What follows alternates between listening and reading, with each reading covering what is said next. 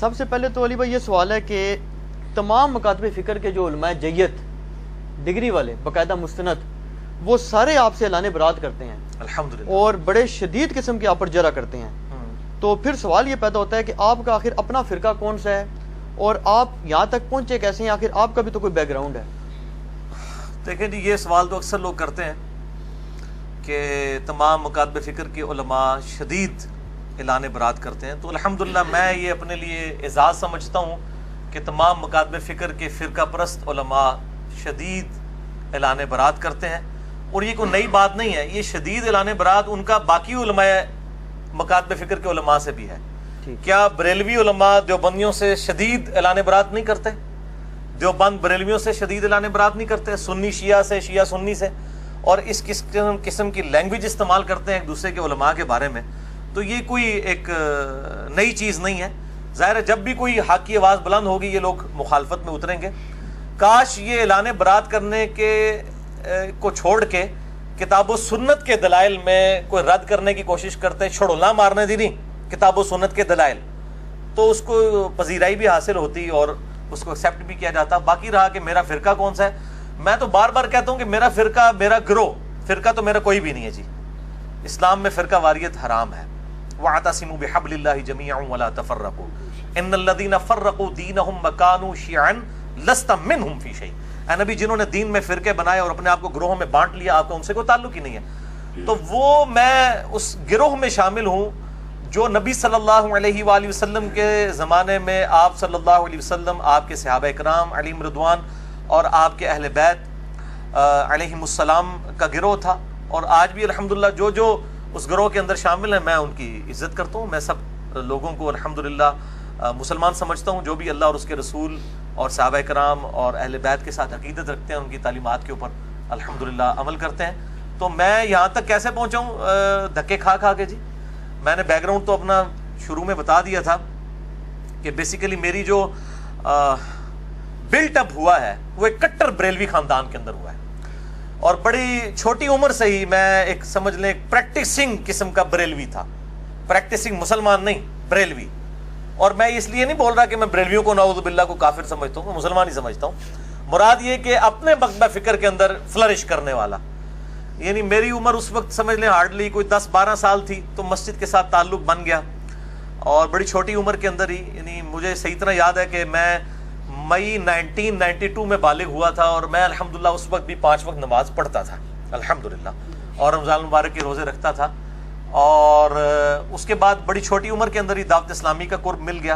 الیاس قادری صاحب کا سبز پگڑی باندھنی شروع کر دی 1992 میں، 93 میں باندھنی شروع کر دی تھی، اور پھر آنورڈ تقریباً 2001 تک میں دعوت اسلامی میں رہا.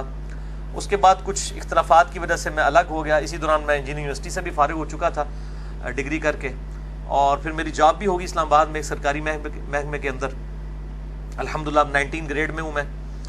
تو بینگ میکینیکل انجینئر میری اس اعتبار سے تو ایکسپرٹیز تھیں، لیکن میں میٹرک لیول سے ہی کتابیں پڑھنے کا شوقین تھا. بہار شریعت میں نے 1994 میں پہلی دفعہ دلی سے چھپ کے آئی تھی. اس وقت مجھے یاد ہے میں نے 300 روپے کی خریدی تھی.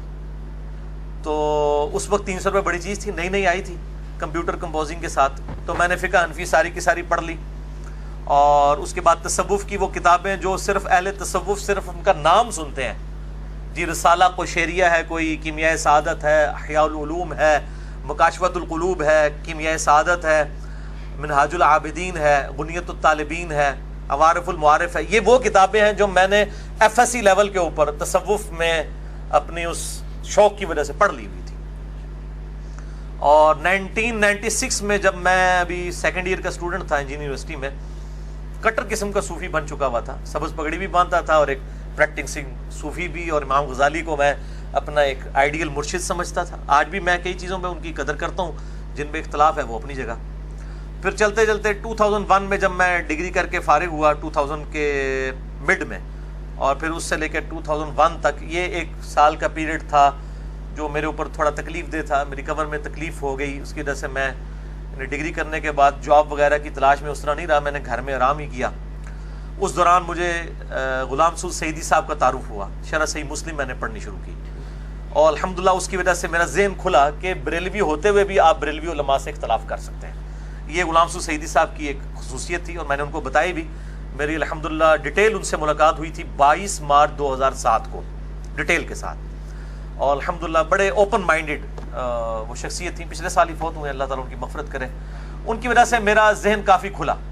پھر آہستہ آہستہ میں نے صحیح مسلم پڑھنا شروع کی. غلام سو رضوی صاحب کی جو فیصل آباد والے ہیں, سردار صاحب کے مدرسے کے اندر وہ شیخ الحدیث تھے, وہ بھی فوت ہو چکے ہیں. بخاری مسلم میں نے بریلویوں کا ترجمہ ہی پڑھا, اور بس اس طریقے سے کام چلتا رہا. بل میں نے کبھی سوچا نہیں تھا کہ میں نے فرقہ واریت کو چھوڑنا بھی ہے. پھر ٹرننگ پوائنٹ میری لائف کے اندر آیا ہے مارچ 2007 میں, جب میں نے پہلی دفعہ قرآن حکیم کو پری ڈیٹرمنٹ رزلٹس کے بغیر قرآن پاک کا ترجمہ پڑھنا اور سننا شروع کیا. امام کعبہ کی آواز میں فتح محمد جلندری صاحب کا ترجمہ, اور ساتھ ساتھ کنز الایمان امام احمد بریلوی المتوفی 1340 ہجری بمطابق 1921 عیسوی, ان کا ترجمہ پڑھنا شروع کیا. تو کرتے کرتے میرا جو ہے دل وہ ٹلٹ ہو گیا اس حوالے سے کہ قرآن حکیم کے جو عقائد و نظریات ہیں ان کے اوپر میں کم از کم نہیں ہوں. پھر پیر نصیر الدین نصیر صاحب کا تعارف ہوا, ان کی کتابیں پڑھنی شروع کی. 2007 میری زندگی کا ایک بڑا کریٹیکل ایئر تھا اس اعتبار سے, حتیٰ کہ 2000 کے اینڈ تک میں تقریباً آپ سمجھ لیں تبلیغی جماعت کو حق پہ سمجھنا شروع کر دیا تھا میں نے, یعنی بریلویت سے نکل کے ایک سٹیپ دیوبند کو, کہ کم از کم ان کی توحید کے اعتبار سے معاملات درست ہیں. اور 2 نومبر 2007 کو رائمنڈ اجتماع میں بھی میں سالانہ اجتماع میں گیا, وہاں بھی بڑا کلوزلی ان کو دیکھا. لیکن مجھے کچھ ہی عرصے میں اندازہ ہوا کہ بریلوی اور دیوبندی مکتبہ فکر دونوں ہی تقریباً کوئی 19-20 کا ہی فرق ہے. بزرگوں کے واقعات, فضائل اعمال کے اندر جو کچھ لکھا ہوا ہے, یہ وہ ساری کی ساری چیزیں اسی قسم کی ہیں. تو 2007 کے اینڈ پہ میں جو ہوں وہ متزلزل ہو گیا. اسی دوران میں حج پہ چلا گیا وائف کے ساتھ. جب واپس آیا فروری 2008 کے اندر, تو میں نے آتے ہی پہلا کام کیا کہ میں نے ابو داؤد, ترمذی, نسائی, ابن ماجہ بھی خرید لی, بخاری مسلم پہلے ہی تھی, ان کو پڑھنا شروع کیا. اور میں نے کمپیریٹیو سٹڈی 2008 کے اندر شروع کر دی, فروری مارچ کے اندر. اور کمپیریٹیو سٹڈی یہ کہ میں مختلف مکاتب فکر کے علماء کو ملتا تھا جا کے, جس طرح ہوں تسی میرے کو آئے ہوئے ہو نا. خیر میرے کو تو خیر اس طرح میرے ورگا تو بندہ کوئی نہیں سی جس کو میں جانتا, نیوٹرل. باقی تمام مکاتب فکر کے علماء کے پاس 2008 یعنی فروری, مارچ, اپریل, یہ اس دوران میں مختلف علماء کو, بریلویوں کو مل رہا ہوں. بریلویوں کے ساتھ تو خیر بچپن سے تھا, بریلویت ہم سے زیادہ کون جانتا تھا. میں دیوبندی مفتی کے پاس اسلام آباد میں گیا, میرے آفس کے کولیگ لے گئے اور وہ کہنے لگے جی بہت بڑے مفتی ہیں, آپ ان کے ساتھ ڈسکشن کریں. میں نے جب تھوڑی سی ڈسکشن کی تو وہ فوراً ہی اپنا وہ جس کو کہتے ہیں کانفیڈنس لوز کر جانا اور ایک بڑی تلخ رویے کے اوپر اتر آنا بغیر دلائل کے ساتھ. میں نے ایک انگوٹھے چومنے کا مسئلہ ان سے پوچھا کہ یہ جو انگوٹھے چومتے ہیں بریلوی حضرات, تو آپ کیوں نہیں چومتے؟ اب میں دیوبندی ہو چکا ہوا تھا لیکن انگوٹھے بھی چومتا تھا. کیوں؟ میں اپنے بزرگوں کا کٹر فالوور تھا. میں نے کہا جی وہ رد المحتار یعنی فتاوی شامی کے اندر یہ لکھا ہوا ہے کہ نبی صلی اللہ علیہ وآلہ وسلم کے مبارک نام کے اوپر انگوٹھے چومے جائیں. اذان کا جواب دیتے ہوئے بھی پہلی دفعہ پڑھا جائے قرۃ عینی بک یا رسول اللہ, دوسری دفعہ پڑھا جائے صلی اللہ علیہ یا رسول اللہ. تو میں پڑھتا تھا. تو میں نے ان کو کہا کہ آپ کیوں نہیں پڑھتے ہیں؟ تو وہ کہنے لگے کہ یہ تو ضعیف حدیث ہے. میں نے کہا فضائل مال میں کئی ضعیف حدیث ہے جس پہ ہم عمل کر رہے ہیں, تو انگوٹھے چومنے والی روایت سے کیا مسئلہ ہے؟ تو انہوں نے پھر اپنے دل کی بات کر دی. انہوں نے کہا جی یہ چونکہ بریلوی کرتے ہیں اس لیے ہم نہیں کرتے. یہ کون تھے جی مفتی اسماعیل؟ یہ میں نہیں, اسماعیل طورو صاحب سے تو خیر میری ملاقات نہیں, ان کی بھی کئی ایک چیزیں میرے سامنے آئی ہیں, وہ تو آپ چھوڑ دیں. کوئی اور مفتی صاحب ہیں, میں اب وہ نام نہیں لیتا, اتنے مشہور نہیں ہیں لیکن وہ بڑے مفتیوں میں. ٹھیک ہے. اور اسی طریقے سے الحمدللہ مجھے کہنے لگے یہ جس قسم کی تم گمراہ کن باتیں کرتے ہو نا اور ہمارے بزرگوں کے بارے میں, مجھے کہتے ہیں جی آپ اختلاف امت اور صراط مستقیم پڑھ لیں. وہ بریلویوں کے پاس آپ چلے جائیں, وہ کہتے ہیں جال پڑھ لیں آپ احمد یار نعیمی صاحب کی, اور یہ یوسف لدھیانوی صاحب کی اختلاف امت اور صراط مستقیم, یہ سب نے اپنی اپنی ٹیکسٹ بکس رکھی ہوئی ہیں نا. وہ کہتے ہیں آپ جی یہ پڑھ لیں. اور اہل حدیث کے پاس چلے جائیں گے, وہ کہیں گے آپ تلاش حق پڑھ لیں. وہ بھی ایک اہل حدیث ہیں ریورٹڈ, انہوں نے تلاش حق لکھی ہے. شیعہ کے پاس چلے جائیں, وہ آپ کو کہیں گے جی وہ ایک مالکی سوڈان کے سنی سے شیعہ ہوئے تھے, ان کی کتاب اردو میں آ چکی ہے, میں بھی سچوں میں ہو جاؤں, تیجانی صاحب کی. وہ کہیں گے جی یہ تیجانی صاحب دی جناب پڑھ لو, میں بھی سچوں میں ہو جاؤں. تو سارے کو اپنی اپنی کتابیں, کوئی اللہ دی کتاب اللہ نبی دی کتاب نہیں پڑھاتا. انہوں پتا ہے پہلے مولوی دی کتاب پڑھو تاکہ تمہاری مت ماری جائے. تو مجھے کہنے لگے وہ پڑھے. میں نے کہا میں نے پڑھی ہے, اس کے اندر اتنے بڑے بڑے بلنڈر لکھے ہوئے ہیں. میں نے ایک دو بتائے تو ان کے جناب وہ ادھر سے نا جھاگ چھوٹنی شروع ہوگی, غصے میں آ گئے. وہ کہتے ہیں تو عن قریب جو ہے نا گمراہ ہو جائے گا, تو اہل حدیث ہو جائے گا. میں نے کہا جی میں تو اہل حدیث کو گمراہ سمجھتا ہوں، میں نے کیوں اہل حدیث ہونا ہے؟ نہیں اس طرح کی باتیں کرنے والے اہل حدیث ہو جاتے ہیں۔ خیر جب ہم نکلے، ہم 3-4 دوست تھے جو یہ ہدایت کا سفر اکٹھا طے کر رہے تھے، تو میرے ایک بھائی کہنے لگے جی آپ اس طرح کریں، اہل حدیث کو بھی چیک کر لیں، ان کو چیک کرنے میں کیا حرج ہے؟ تو خیر میں اہل حدیث علماء کے بارے میں یعنی رابطہ کیا اور مختلف لوگوں کے نام سامنے آئے۔ الٹیمیٹلی خیر جس شخصیت تک میں پہنچا، میری خوش قسمتی ہے، شیخ زبیر علی زئی رحمہ اللہ تعالی المتوفی 1435 ہجری میری خوش قسمتی تھی، اور میں شیخ صاحب سے کہا کرتا تھا کہ اگر میں آپ تک نہ پہنچا ہوتا تو میں اہل حدیث کو پہلے ہی کنکلوڈ کر لیتا بغیر تحقیق کے۔ بہرحال ان کے ساتھ میری ملاقات ہوئی 28 مئی 2008 کو، اور یوم تکبیر والے دن، یعنی 10 سال ہوئے تھے یوم تکبیر کو۔ 1998 میں پاکستان نے ایٹمی بلاسٹ کیے تھے، اس کو 10 سال پورے ہوئے تھے، اور اسی دن میں نے الحمدللہ پراپرلی جو ہے وہ سنت کے مطابق رکوع میں جاتے وقت، رکوع سے اٹھتے وقت رفع الیدین کے ساتھ نماز بھی شروع کی۔ بہرحال مجھے اہل حدیث کے ساتھ جن مسئلوں پہ اختلاف تھا، چاہے وہ یزید والا ایشو تھا یا وہ 3 طلاق والا ایشو تھا، کسی قسم کے، اور داڑھی والا مسئلہ، اس طرح کے سارے ایشوز کے اوپر زبیر علی زئی صاحب کا موقف تو وہی تھا جو میں تحقیق کے ذریعے پہنچا ہوا تھا۔ اس لیے میں نے جو ہے نا وہ ان کو الحمدللہ اس اعتبار سے بڑا اچھا پایا، اور اللہ تعالیٰ نے میری ہدایت کا سبب بھی ان کو بنایا، اللہ تعالیٰ ان کو جزائے خیر دے۔ پھر الحمدللہ ان کے ساتھ رابطہ رہا، ان سے کافی کچھ علم حاصل کیا، اور ان کو بھی کئی جگہ موقع ملا مجھ سے استفادہ کرنے کا۔ اس لیے بعض اہل حدیث علماء یہ کہتے ہیں کہ جی زبیر علی زئی نے علی کو گمراہ کیا اور علی نے زبیر علی زئی کو گمراہ کر دیا، تو میں کہتا ہوں شاید دونوں باتیں ٹھیک ہی ہوں۔ ان کی نظر میں تو گمراہی ہے نا، وہ جو سورۃ الاعراف میں آتا ہے کہ جو لوگ خود رائے راست سے ہٹے ہوئے ہیں، گمراہی کو دیکھتے ہیں تو وہ سچ کا راستہ سمجھ لیتے ہیں، سچائی کو دیکھتے ہیں تو گمراہی سمجھ لیتے ہیں۔ بہرحال شیخ زبیر صاحب کے ساتھ 2008 میں میرا یہ معاملہ رہا۔ اسی دوران مجھے ایک اہل تشیع عالم کا تعارف ہوا، ثاقب اکبر صاحب کا، بڑے نیوٹرل پرسنالٹی ہیں۔ اب اسی دوران جب میں اہل حدیث کے اندر آیا اور میں نے شیخ زبیر علی زئی صاحب کا انٹرویو ریکارڈ کیا 17 جون 2009 کو، جس میں میں نے اہل حدیث کی غلطیاں پوائنٹ آؤٹ کی شیخ زبیر صاحب کی زبانی، اور یہ میری ویڈیو منظر عام پہ آئی، لاکھوں لوگوں نے دیکھی ہے۔ اس کی وجہ سے اہل حدیث علماء شیخ زبیر صاحب کے بھی خلاف ہو گئے، میرے بھی خلاف ہو گئے۔ پل میں اپنی کلیریفیکیشن پہ بڑا ڈیٹیل لیکچر دے چکا ہوں، مسئلہ number 124 A B C D، جسے شوق ہو اس میں نے یہ ساری سٹوری سنائی ہے۔ بہرحال میں مطلب اہل حدیث سے ایز اے مکتبہ فکر بڑا متنفر ہوا۔ 2008 کے اندر ہی میں متنفر ایز اے مکتبہ فکر ہو چکا تھا، اور میں نے اس وقت یہ تہیہ کر لیا کہ میں نے اگر دعوت حق کی آواز بلند کی تو میں انشاءاللہ نیوٹرل پلیٹ فارم سے کروں گا، بغیر کسی فرقے کے، نیوٹرل پلیٹ فارم سے۔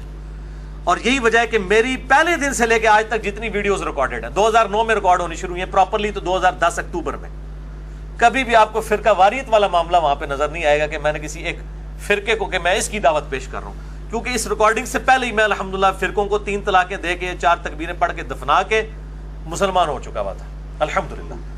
تو بہرحال اس میں مجھے آئیڈیا ہوا کہ اہل حدیث مکتبہ فکر میں بھی اکثریت جو ہے وہ اپنے علماء کے پیچھے ہیں، اور جو عوام الناس جو ریولٹ ہو کے آئی ہے بریلوی دیوبندی یا اہل تشیع سے، وہ کافی حد تک نیوٹرل ہے۔ تو بہرحال میں آج بھی ببانگے دول کہتا ہوں کہ آج بھی مجھ سے کوئی پوچھتا ہے آپ نے سوال کیا تو میں الحمدللہ ببانگے دول کہتا ہوں کہ میں جتنے بھی مکاتبے فکر ہیں، اہل سنت کے آف شوٹس ہوں یا اہل تشیع کے آف شوٹس ہوں، حنفی شافعی مالکی حنبلی اثنا عشری ہوں، زیدیاں ہوں، اہل حدیث میں سب سے بہتر حق کے اہل حدیث کے منہج کو سمجھتا ہوں، مسلک اہل حدیث کو نہیں، منہج اہل حدیث کو، یعنی کتاب و سنت اور اجماع کو حجت ماننا۔ باقی جو اختلاف رائے ہے وہ اپنی جگہ رہتا ہے، ان سے صحیح الاسناد حدیث کی روشنی میں۔ بہرحال میں لیکن باقیوں کی میں تکفیر نہیں کرتا، باقیوں پہ کفر و شرک کے فتوے نہیں لگاتا، گستاخی رسول کے فتوے نہیں لگاتا۔ بہرحال جو گستاخیاں واضح ہیں وہ میں پوائنٹ آؤٹ کرتا ہوں۔ 2008 کے اندر ہی پھر میں نے اہل تشیع کے ایک نیوٹرل عالم جنہوں نے وہ کتاب پاکستان کے دینی مسالک لکھی ہے، ثاقب اکبر صاحب کو جانتے ہیں، البصیرہ، انہوں نے یعنی ایک اکیڈمی قائم کی ہوئی ہے، میں نے ان کے لیکچرز بھی سننے شروع کیے، لیکن وہ بھی مطلب ایک وہ آپ سمجھ لیں اہل تشیع کے طارق جمیل صاحب ہیں، جیسے سنیوں کے طارق جمیل صاحب ہیں، میٹھی میٹھی اخلاقی باتیں، تو یہی ہے، مطلب کوئی اختلافی موضوعات میں بات نہیں کرتے، لیکن ان کے قریب ہونے کا مجھے یہ فائدہ ہوا کہ مجھے اہل تشیع کے کلچر کو قریب سے دیکھنے کا موقع ملا، یہ کیسے سوچتے ہیں۔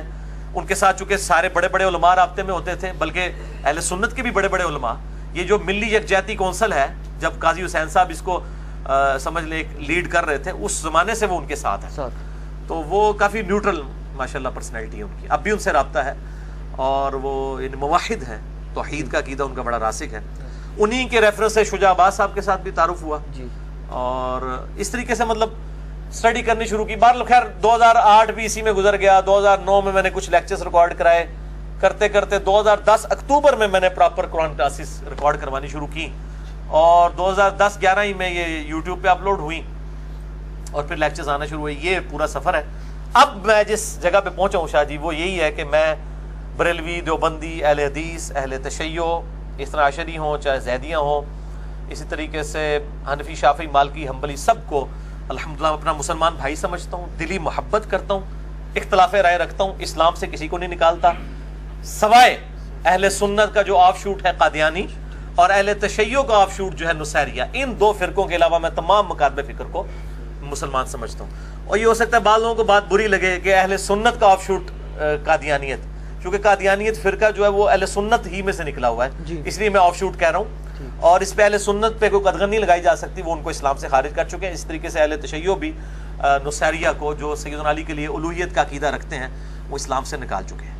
تو یہ شاہ جی ایک مختصر. اچھا علی بھائی, اس میں تھوڑی سی کنٹراڈکشن آ گئی, تو میں آپ کے بارے میں بڑی اسٹڈی کر آئی ہوں, کہ ایسے نہیں آ گیا آپ سے کویسچن آنسر کرنے. وہ یہ ہے کہ آپ نے فرمایا کہ میں شروع سے میرا یہ موقف رہا ہے کہ میں کسی جماعت کی طرف سے اپنی افیلیشن نہیں کروں گا, لیکن اس میں کنٹراڈکشن یہ ہے کہ زبیر علی زئی صاحب سے جب آپ نے انٹرویو کیا تو اس میں, یا اس کے علاوہ شاید ایک تو انٹرویو تھا, ایک اور آپ کی ریکارڈنگ تھی, غالباً دونوں میں ایسے ہے کہ آپ نے انٹروڈکشن کرایا کہ جی ہم نے فلاں تحریک کو ہم آئے, اور آپ نے کیا لفظ استعمال کیا, کتاب و سنت کا منہج, سنت کے منہج کو کیا, سلف کے منہج. تو زبیر صاحب نے کہا جی اس کا مطلب پہلے حدیث ہو گئے, تو آپ نے فرمایا الحمدللہ. بالکل ٹھیک ہے, الحمدللہ. آج آپ حنیف قریشی صاحب سے بھی شاہ جی پوچھیں نا کہ آپ اہل حدیث ہو, کہیں گے ہاں جی اسی اہل حدیث ہیں, وہابیاں اہل حدیث نہیں ہیں. میں نے اس وقت بھی جو لکھ کے دیا تھا, اہل حدیث تو نہیں لکھ کے دیا تھا.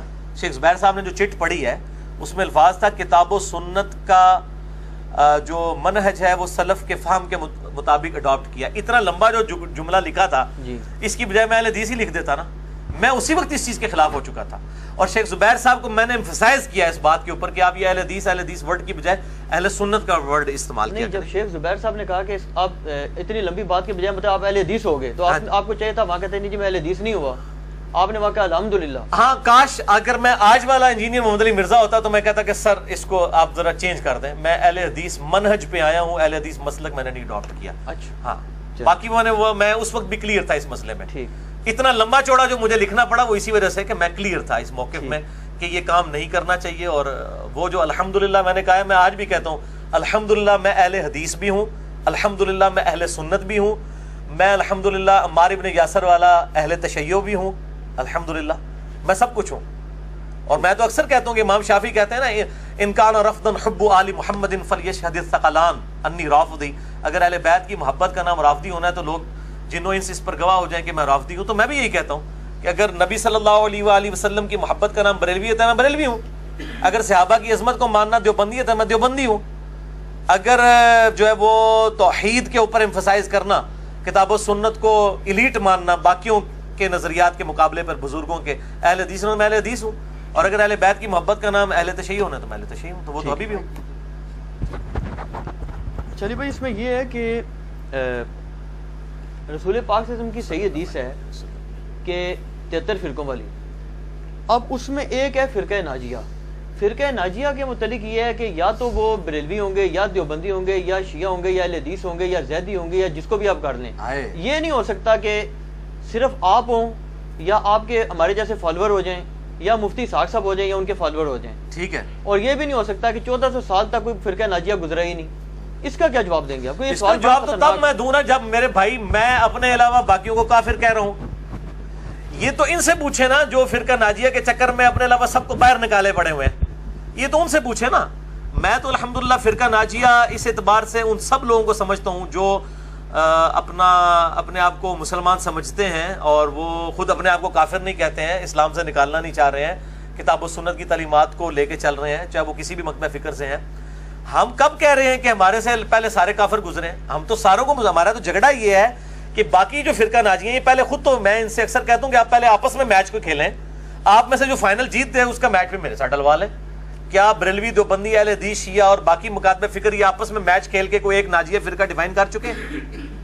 وہ اپنے علاوہ سب کوئی کافر سمجھتے ہیں، سب کوئی گستاخ رسول مشرک سمجھتے ہیں اور دوست کی فرقہ سمجھتے ہیں. وہ تو دوسروں کو جب دوست کی فرقہ کہہ رہے ہیں تو اب مجھ سے کیوں ڈیمانڈ کر رہے ہیں؟ وہ تو آپس میں ایک دوسرے کو دوست کی کہہ رہے ہیں، پہلے آپس میں فیصلہ کر لیں. میں تو انسانوں کو انشاءاللہ تعالی جنتی مانتا ہوں اس حوالے سے کہ ان میں جو جو صحیح لوگ ہیں انشاءاللہ جنت تک جائیں گے، اور جو جو لوگ فرقہ واریت پھیلا رہے ہیں انشاءاللہ تعالی ان کی پھینٹی لگے گی. باقی جو 73 فرقوں والی حدیث اتنا آسان نہیں ہے اس کو فٹ کرنا، خود ان لوگوں نے ایک دوسرے کے اوپر فٹ کیا ہے. اور پھر حنفی شافعی مالکی حنبلی اختلافات کو یہ فروعی کہتے ہیں. دوسری جانب تو انہوں نے خانہ کعبہ میں 4 مسلے ڈالے ہوئے تھے. اگر یہ فروعی اختلافات تھے تو امام لادا کیوں تھے؟ ایک دوسرے کے پیچھے نماز کیوں نہیں پڑھتے تھے؟ اگر سنی مانتے تھے سب آپس میں تو یہ 4 انہوں نے اماموں کے نام کے اوپر مسلے کیوں کھڑے کیے ہوئے تھے؟ اور فقہ کی کتابوں میں آپ جائیں تو فقہ حنفی کتابوں میں یہاں تک لکھا ہے کہ اگر کوئی شافعیہ عورت بیاہ کے اپنے گھر لائے تو ایسا ہی ہے جیسے کوئی یہودیہ بیاہ کے لائے. فتاوی الامگیریہ کے اندر باقی کتابوں کے اندر یہ ریفرنسز موجود ہیں. تو یہ بات ہی کرتے ہیں صرف، باقی ایک دوسرے کو پکا گناہ سمجھتے ہیں. یہ تو آپ نے میری بات کی پھر تصدیق کر دی نا. ان کا تو موقف ہے بالکل کلیئر.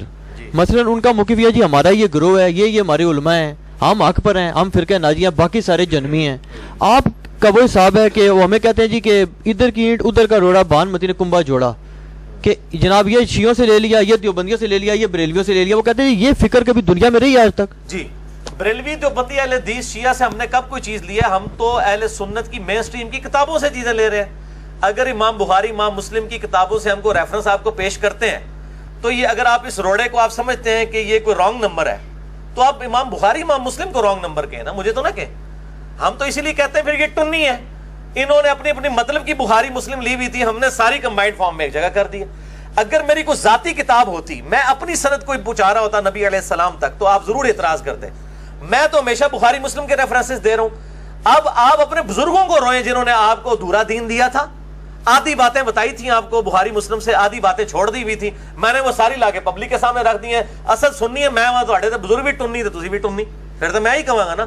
اگر میری کتابیں اپنی ہوتی، سنیوں والی کتابیں نہ ہوتی، آپ کا اعتراض بالکل جینون تھا کہ جی اس نے گھر بیٹھ کے باتیں بنائی ہیں. اگر بخاری مسلم میں انٹرنیشنل نمبرنگ میرے علاوہ کوئی بندہ نہیں بتاتا کہ آپ کاؤنٹر چیک کر سکیں، کوڑ مار کے ٹوٹ جاندے ہیں ویڈیو دے اندر. میں انٹرنیشنل نمبرنگ بتاتا ہوں، لوگ کاؤنٹر چیک کرتے ہیں اور وہ نکلتی ہے.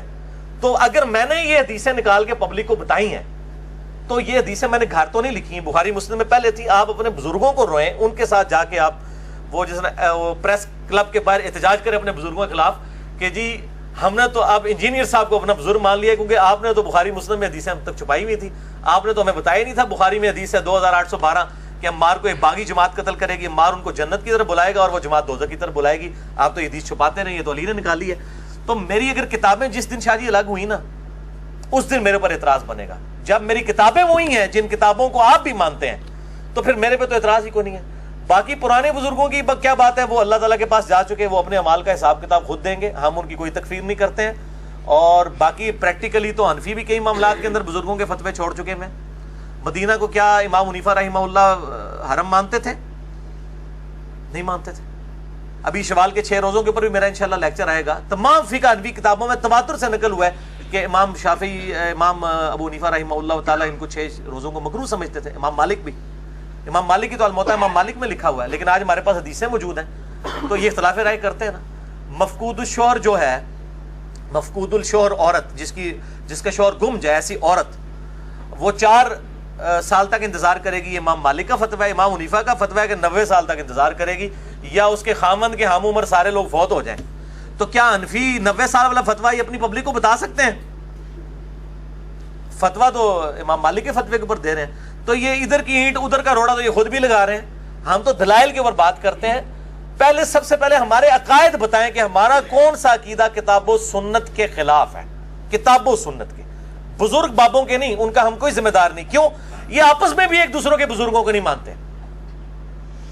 امام ابو حنیفہ رحمہ اللہ تعالیٰ کا نام تحقیر کے ساتھ لیا کرتے تھے احمد بن حنبل. ایلو لے جو میرے کو کوڑیاں گلا سنیے. مسند احمد میں موجود ہے، اپنے بیٹے سے حدیث بیان کر رہے ہیں اور کہتے ہیں وہ ابو فلانا کہتا تھا. ابو حنیفہ بھی نام نہیں لیا.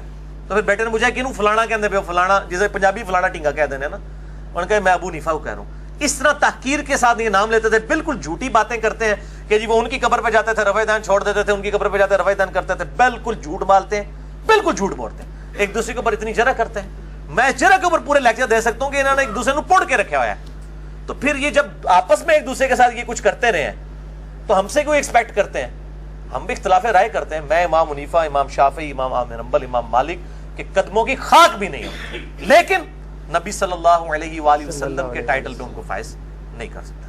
جی اچھا جی، علی بھائی آپ نے یہ ذکر کیا جو امام شافعی کا قول ہے، یہ جو اشعار ہے، یہ پبلک سوال نہیں ہے. میں سمجھ گیا ہوں آپ کی بات. ہاں اس کو چھوڑ دیں آپ. یہ پبلک سوال نہیں ہے. اچھا ہاں یہ تواتر کے ساتھ نقل ہوئی نہیں ہاں چیز. چھوڑ بالکل دیں اس کو. بالکل. اور دوسرا یہ کویسچن ہے کہ جو جتنے بھی فرقے ہیں، جس طرح سے علی نقوی بھائی نے یہ کہا کہ وہ اپنے آپ کو فرقہ ناجیہ سمجھ کے پروموٹ کرتے ہیں پبلک میں بھی جتنے بھی ہیں، تو ایک بندہ جو جس طرح سے آپ نے تحقیق کی اور آپ ایک پبلک لیول تک پہنچے، تو ایک بندہ جو اپنے گھر میں بیٹھ کے کر رہا ہے وہ بالکل ڈسٹنگوشڈ ہے، تو کیا وہ فرقہ ناجیہ میں شمار کیا جائے گا؟ کیوں نہیں شمار کیا جائے گا میرے بھائی؟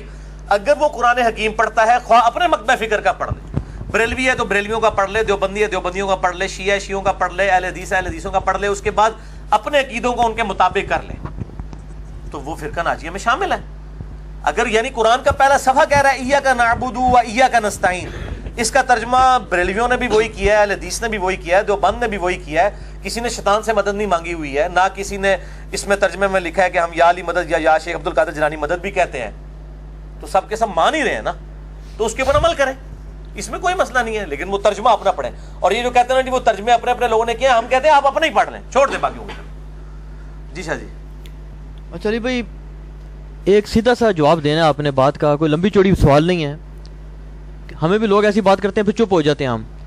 آپ یہ بتائیں کہ آپ مجتہد ہیں یا نہیں ہیں؟ شاہ جی تسی میرے وکیل کیوں بنے ہوئے ہو؟ مجھے یہ نہیں سمجھ آتی. نہیں آج تو آپ عدالت میں ہیں نا، پھر عوام کی عدالت میں. ٹھیک ہے عوام کی عدالت میں آپ مجتہد ہیں یا نہیں؟ ادھر لگا رہے ہیں، آپ کی بات بہت زیادہ اونچی ہو جائے گی. اوپر والے پورشن میں اوپر لگائیں ادھر. لیکن آپ جو بات چیت کر رہے ہیں یہ سارا اجتہاد ہے. جی ہاں دیکھیں، اگر میں نے کوئی تنظیم کھڑا کی ہے، کوئی فرقہ کھڑا کیا ہے، میں کوئی چندہ باکس آپ کے حوالے کر رہا ہوں یا آپ کو چندے کی کوئی میں لسٹ دے رہا ہوں کہ آپ میرے نام کے اوپر یہ چیزیں اکٹھی کریں، پھر تو آپ ضرور کریں. ہم کب کہہ رہے ہیں کہ آپ ہمیں فالو کریں؟ ہم تو مسلمانوں کی مسجد میں ہی نماز پڑھتے ہیں. میری 2 نمازیں جو ہیں بریلویوں کی مسجد میں، دیوبندیوں کی مسجد میں ہوتی ہیں جو میرے گھر کے قریب ہے، اور 3 نمازیں میری اہل حدیث کی مسجد میں ہوتی ہیں، کبھی بریلویوں کی مسجد میں بھی ہو جاتی ہے. تو مختلف، میں شیعہ کی مسجد میں بھی چلا جاتا ہوں کبھی کبھار مجھے موقع ملے. تو میں تو سارے مسلمانوں کی مسجدوں میں ان کے اماموں کے پیچھے نماز پڑھ رہا ہوں. تو مجھے کس چیز کا میرے پر غصہ نکالا جا رہا ہے کہ جی آپ مجتہد ہیں، یہ ہیں وہ ہیں؟ ہم بھائی ادنا سے ایک دین کے خادم ہیں. ہم یہ چاہتے ہیں کہ جو یہ سوئی ہوئی عوام ہے جو اپنے علماء کی تحقیقات سے ہی ناواقف ہے، اپنے علماء کی تحقیقی وہ پڑھ لے. یعنی احمد بریلوی صاحب کا ترجمہ کو پڑھ لے اور وہ دیکھے کیا یہ وہی توحید ہے جو احمد بریلوی صاحب کے ترجمے میں لکھی ہوئی ہے کہ جو بریلویوں کے اندر رائج ہے، یا سید فرمان علی شاہ صاحب نے جو ترجمہ لکھا ہے اہل تشیع کا، اس میں توحید وہی ہے جو وہ پریزنٹ کر رہے ہیں ایز اے مکتبہ فکر. تو ہم کبھی یہ دعویٰ نہیں کرتے ہم مجتہد ہیں. ہم تو دین کے، میں وہ غامدی صاحب والی بات کروں گا کہ ہم طالب علم ہیں، دین کے طالب علم ہیں. ماں کی گود سے لے کے قبر تک انسان سیکھتا رہتا ہے. تو ہم تو لوگوں کو ایجوکیٹ کر رہے ہیں کہ علماء کو ہی پڑھیں، علماء کی تحقیقات کو پڑھیں. میں نے کبھی آج تک کسی کو اپنا قرآن کا ترجمہ دیا ہے بخاری مسلم کا جی یہ میرا ترجمہ ہے؟ ہم تو ہمیشہ ریفر کرتے ہیں کہ علماء کی تحقیقات سے فائدہ اٹھائیں اور فیصلہ کریں کون حق پہ. نہیں میں گزارش جو کر رہا ہوں نا وہ یہ ہے کہ سوال یہ ہوتا ہے کہ آپ جو باتیں کرتے ہیں یہ اجتہادی امور ہے نا، یعنی اجتہادی امور ہے نا جن میں آپ اپنی رائے دیتے ہیں نا. ابھی آپ نے فرمایا کہ ڈاکٹر ذاکر نائک جو ہے اس میں نہیں کرتے، نعمان علی خان ہے چلو اچھا کرتے ہیں نہیں کرتے، یا فلاح علماء نہیں کرتے تو اچھی بات ہے نہیں کرتے، لیکن آپ تو کرتے ہیں ہر مسئلے میں، آپ یعنی بولتے ہیں. اب اس میں سوال یہ ہے کہ احمد یار نعیمی صاحب کا نے اپنی کتاب میں لکھا، آپ نے تو یاد کی ہوئی تھی، آپ جی میری بغل میں ہوتی تھی، بغل میں ہوتی تھی. وہ کہتے ہیں جی ایک صاحب تھے انہوں نے جناب اسی طرح دعوے کیے. میں نے جب ان سے پوچھا جی مجھے ناسخ و منسوخ بتائیں قرآن میں کدھر کدھر ہے، آپ بتا سکتے ہیں یا حدیث میں ناسخ و منسوخ کا علم آپ کے پاس ہے؟ نہیں تو اس سے اینڈ رزلٹ کیا نکالنا چاہتے ہیں کہ امام حنیفہ کے مقلد ہو جائیں؟ نہیں مطلب وہ یہ کہتے ہیں نا، کوکب نورانی صاحب سے وہ بول ٹی وی پر سوال ہوا، انہوں نے کہا جی آپ جاہل ہیں، انہوں نے کہا جی نہیں میں عالم، لیکن اس درجے کا میں عالم اپنے آپ کو نہیں مانتا، میں تقلید کرتا ہوں. تو آپ تقلید تو نہیں کرتے، آپ تو یہ دعوے اجتہاد کرتے ہیں. تو پھر آپ کے پاس یہ علوم اگر ٹیسٹ کیے جائیں جی ہاں جی میں بتا دوں. میں الحمدللہ میرے پاس کئی علوم ایسے ہیں کہ جن کی آپ تقلید کر رہے ہیں وہ علوم ان کے پاس بھی نہیں تھے. کئی علوم ایسے بھی ہیں میرے پاس الحمدللہ. قرآن حکیم کی جو آیات سائنس کے ساتھ تعلق رکھتی ہیں وہ الحمدللہ ہمیں سائنس جو ہے وہ امام مالک، امام شافعی، امام احمد بن حنبل، امام مالک، امام حنیفہ سے زیادہ ہی آتی ہے الحمدللہ. یہ دعوے نہ آپ کریں. مسئلہ یہ ہے کہ کیا یہ جو دعوے کر رہے ہیں کہ آپ تقلید کریں، کوکب نورانی صاحب ہوں یا تقی عثمانی صاحب ہوں، تو یہ جو تقلید جن مسئلوں میں کر رہے ہیں اپنے بزرگوں کی، ان سے پوچھیں وہ تو مسئلہ آج ابسلیٹ ہو چکے ہیں. آج کے دور کا مسئلہ ہے ویڈیو کیمرے کا مسئلہ. یہ بتائیں امام حنیفہ نے کہاں لکھا ہے میں تقلید کرنے کے لیے تیار ہوں؟ دکھائیں شاہ جی، آپ دکھا دیں. آج کے دور کا مسئلہ ہے انتقال خون کا مسئلہ، مجھے امام مالک کی کسی کتاب سے دکھائیں. آج کے دور کا مسئلہ ہے گردوں کی ٹرانسپلانٹ کا مسئلہ، قطبین پہ نماز کا مسئلہ، ہوائی جہاز میں نماز کا مسئلہ. یہ مسئلے اگر اماموں سے دکھائیں تو میں مقلد ہونے کے لیے تیار ہوں. وہ میرے دور کے انسان نہیں ہے نا، میرے جو مسائل ہیں اس وقت وہ ان کا سلوشن ان کے پاس نہیں ہے. وہ سلوشن کون دے رہے ہیں؟ آج کے علماء دے رہے ہیں نا. تو ان کو چاہیے پھر یہ امام حنیفہ کی بجائے آج کے علماء کا اپنے آپ کو مقلد ڈکلیئر کریں نا. یہ امام حنیفہ کا مقلد کیوں کہہ رہے ہیں؟ مسئلے تو ان کے مان رہے ہیں، مسئلے تو ان لوگوں نے لکھے ہیں. تو پھر یہ کہیں گے نہیں جی اجتہاد کا دروازہ قیامت تک کھلا ہے. تو ہم بھی کہہ رہے ہیں اجتہاد کا دروازہ قیامت تک کے لیے کھلا ہوا ہے. ٹھیک ہے، تو یہ آپس میں بھی اختلافات. ان سے پوچھیں کہ آپ امام حنیفہ سے بڑے عالم ہیں جو آپ نے ان کا وہ مفقود الشعور والا فتویٰ بدل کے 90 سال والا 4 سال کر دیا ہے. تقی عثمانی صاحب امام حنیفہ سے بڑے عالم دین ہیں جو انہوں نے فتویٰ بدل لیا. نہیں، وہ کہتے ہیں جی ہم نے امام مالک کا لیا نا، ہمیں کو اپنا اجتہاد تو نہیں کیا. نہیں، لیکن تقلید تو ختم ہو گئی نا آپ کی. ہم بھی یہی کر رہے ہیں کہ جس مسئلے میں امام مالک کا فتویٰ ٹھیک ہے ہم لیتے ہیں. اچھا، ہاں بالکل. ہمیں یہ بتائیں کہ ہم نے کون سا ایسا عقیدہ اڈاپٹ کیا ہے یا ایسا کون سا فقہ کا مسئلہ اڈاپٹ کیا ہے جو اہل سنت کے مین سٹریم کے علماء کا نہیں رہا. جب یہ خود بدلتے رہتے ہیں اپنے فتوے، تو اگر ہم بھی دلائل کی روشنی میں لیتے ہیں، اگر میرے نزدیک یہ ہے کہ خون نکلنے سے وضو نہیں ٹوٹتا، تو یہ میرے عقیدے کا تو اکیلے کا تو عقیدہ نہیں تھا. تو امام شافعی کا بھی یہ موقف ہے، امام بخاری کا بھی یہ موقف ہے. اور یہ موقف میں نے ان کی وجہ سے نہیں مانا، میں نے ابو داؤد کی اس حدیث کی وجہ سے مانا ہے کہ جو ایک صحابی کو پیرے پہ کھڑا کیا تھا، ان کو تیر لگتے رہے، خون نکلتا رہا، انہوں نے نماز اپنی مکمل کی. اور یہ اکثر کہہ رہے ہوتے ہیں کہ جی وہ بعض تھوڑی دیر کے لیے شافعی ہو جاتے ہیں، ساتھ حنفی ہو جاتے ہیں. بھائی ہم ہر معاملے میں نبی علیہ السلام کے ساتھ ہیں. یہ ہمیں امام شافعی نے تو مسئلہ نہیں بتایا، یہ تو نبی صلی اللہ علیہ وسلم کے صحابہ نے بتایا. اس طرح بیوی کو ہاتھ لگانے سے وضو ٹوٹ جاتا ہے، امام شافعی کا موقف یہ غلط ہے، امام حنیفہ کا صحیح ہے. تو نہ امام حنیفہ کروں لے کے آئے مسئلہ تھے، نہ امام شافعی کروں لے کے آئے. ہمارے پاس حدیث موجود ہے صحیح بخاری کی کہ عائشہ رضی اللہ تعالیٰ عنہ کہتی ہیں کہ میں نماز پڑھ رہی ہوتی تھی، اجرے جو ہے وہ تنگ تھا. جب آپ صلی اللہ علیہ وآلہ وسلم سجدے میں جانے لگتے تھے میرے پاؤں کو ٹو دیتے تھے، میں پاؤں سمیٹ لیتی تھی، آپ نماز پڑھتے تھے، اس دوران آپ اپنی بیوی کو ٹچ کر رہے تھے، آپ کا وضو بھی نہیں ٹوٹتا تھا. تو ہم تو اس مسئلے میں امام حنیفہ کے ساتھ ہیں، اس لیے کہ ان کا مسئلہ حدیث کے مطابق ہے. ہم یہ کہتے ہیں ان اماموں نے کون سا ایسا مسئلہ آج کے دور کا بتا دیا ہے جو کتاب و سنت میں موجود نہیں ہے. ٹھیک ہے، بلکہ ہم درجنوں ایسے مسئلے بتائیں گے جو ہم آپ کو بتائیں گے اور وہ ان بزرگوں نے نہیں بتائے ہوں گے، تو پھر آپ ہمارے مقلد ہو جائیں گے. اجتہاد کا کوئی مسئلہ نہیں ہے. عقائد کے اوپر ہم الحمدللہ دلائل، اور عقائد پہ جو خود کہتے ہیں کہ ہم تقلید نہیں کرتے ہیں، کہتے ہیں نا. ہاں بالکل. اچھا، تو ان سے پوچھیں کہ عقائد میں امام حنیفہ کی تقلید کیوں نہیں کرتے؟ کیا امام حنیفہ بد عقیدہ تھے؟ نعوذ باللہ. اور ہے تھے، ان کے نزدیک تھے، ان کے عقائد ان سے نہیں ملتے تھے، اس لیے کہتے ہیں ہم مقلد نہیں ہیں. بھائی جس کے عقیدوں کے آپ مقلد نہیں ہیں اس کی فقہ کیوں لے کے چل رہے ہیں؟ جس کا عقیدہ ہی صحیح نہیں ہے آپ کے نزدیک تو آپ کی اس کی فقہ کیا لے کے چل رہے ہیں؟ تو یا پھر آپ نے جو عقیدے جو لکھے ہیں اس کے اندر جال حق کے اندر مفتی احمد خان نعیمی صاحب نے، یا جو وہ ہے کتاب ان کی اختلاف امت اور صراط مستقیم میں یوسف لدھیانوی صاحب نے جو دیوبند کے عقائد لکھے ہیں، یہ ذرا امام حنیفہ سے ثابت کریں کہ امام حنیفہ قبروں سے جائز طریقے سے فیض لینے کے قائل تھے. المہند المفند میں جو شیخ خلیل سہارنپوری نے لکھا ہے، تو دکھائیں یہ عقائد ان سے کہیں ثابت نہیں ہے. بلکہ وہ کہتے ہیں ہم تو عقائد میں ابو منصور ماتریدی اور ابو الحسن الاشعری کے پیروکار ہیں. یہ المہند کے مقدمے میں انہوں نے لکھا ہے، ان کے ہم عقائد میں ان کے پیروکار ہیں اور فروع میں ان کے. ہاں ٹھیک. تو ان کو تو خود ہی نہیں کلیئر ہو رہا کہ اسی کس ٹائم اسی الحمدللہ عقائد اور فروع دوئے امام اعظم محمد رسول اللہ صلی اللہ علیہ وآلہ وسلم دے پیروکار ہیں. اچھا، یہ جو آپ کے سامنے احادیث کی کتب پڑھی ہوئی ہیں، جی جی، اگر یہ ساری کتب میرے جیسا ایک شخص پڑھ لے یا یہ سعید بھائی پڑھ لیں اور کیا جی سے یہ مسئلہ سمجھ آ رہا ہے، تو کیا یہ بات کافی ہے یا ہمیں یہ بھی بتانا پڑے گا یار اس سے سلف نے یہ فہم لیا تھا؟ آپ کا اس میں کیا موقف ہے؟ سلف کے فہم کو آپ مانتے ہیں یا نہیں مانتے؟ جی سلف کے فہم کو مانتے ہیں. اگر سلف کے فہم سے مراد یہ ہے کہ سلف آپ کو بتا رہے ہوں کہ یہ حدیث لکھی ہوئی ہے، اس حدیث کا مطلب یہ ہے. ٹھیک ہے.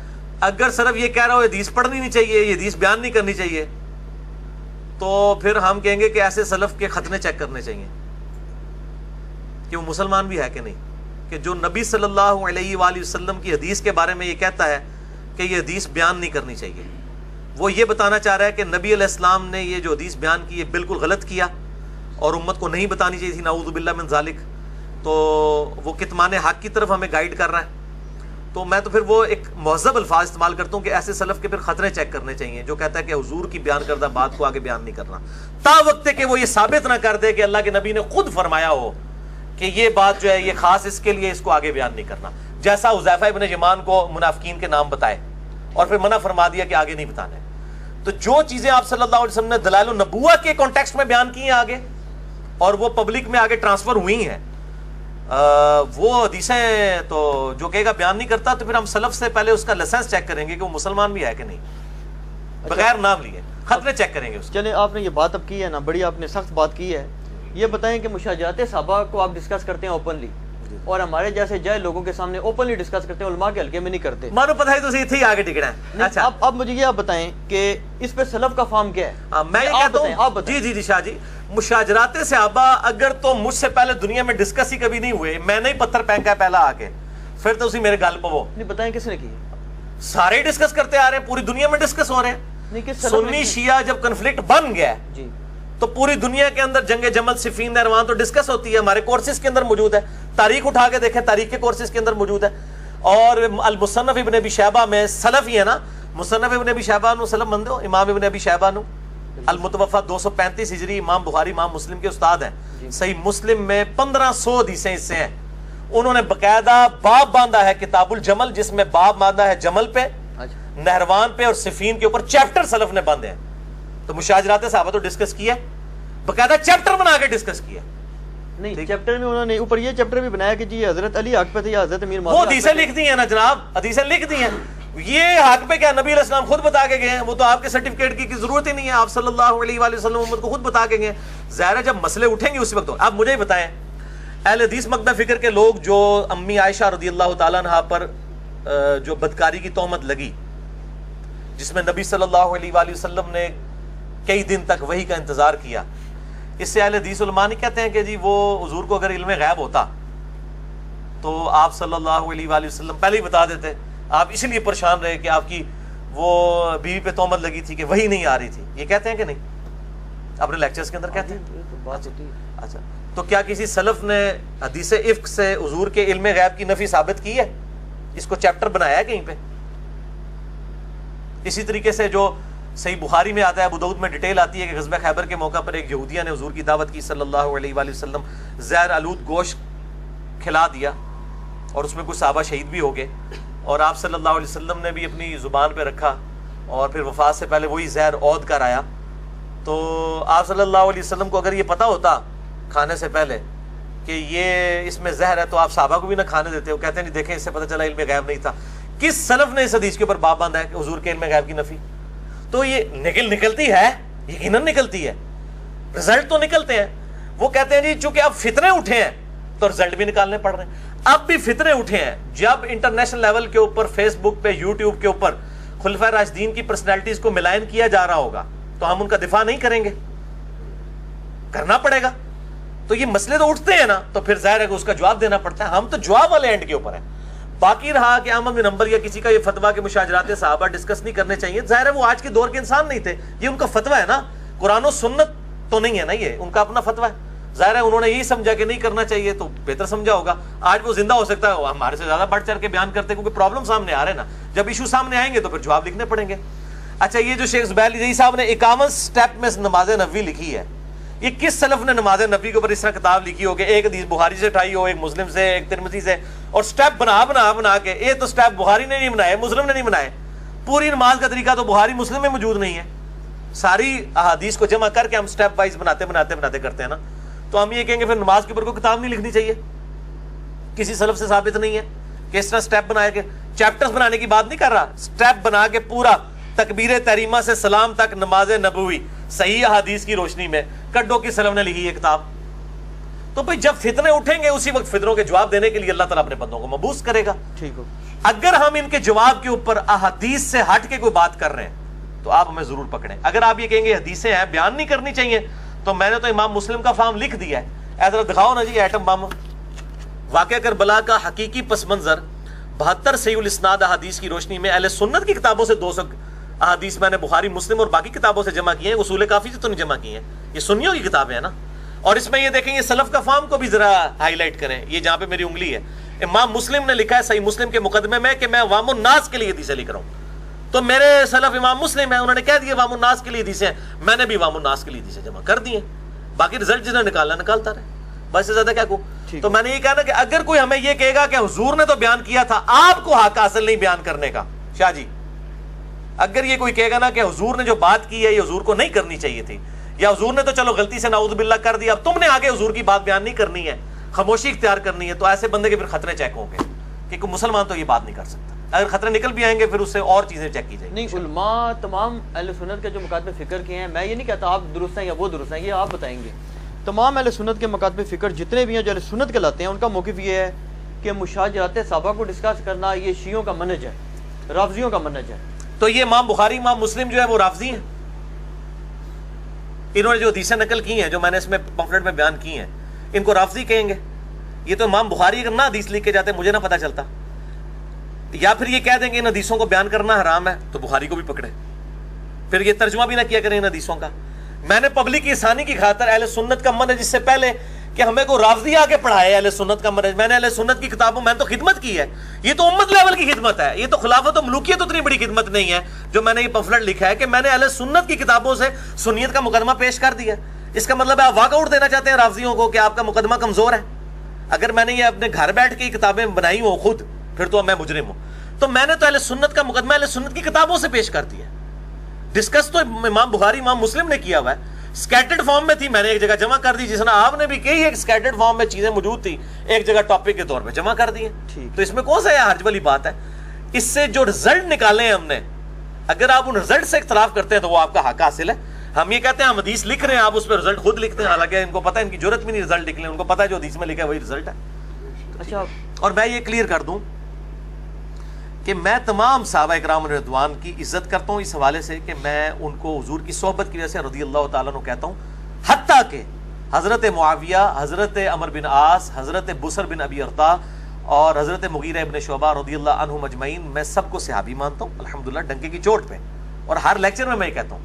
لیکن اس صحابیت کی بنیاد پہ جو کچھ امت کے ساتھ انہوں نے کیا, اور نبی صلی اللہ علیہ وسلم نے پہلے ہی بتا دیا کہ یہ کچھ کریں گے بخاری مسلم کی حدیث کی روشنی میں, آن دا بہاف آف پروفٹ میں ان سے اختلاف رائے رکھتا ہوں. میری مجھ نہیں کسی نے پائی کھولی, میرے ذاتی کسی نے کوئی مسئلہ نہیں ہے.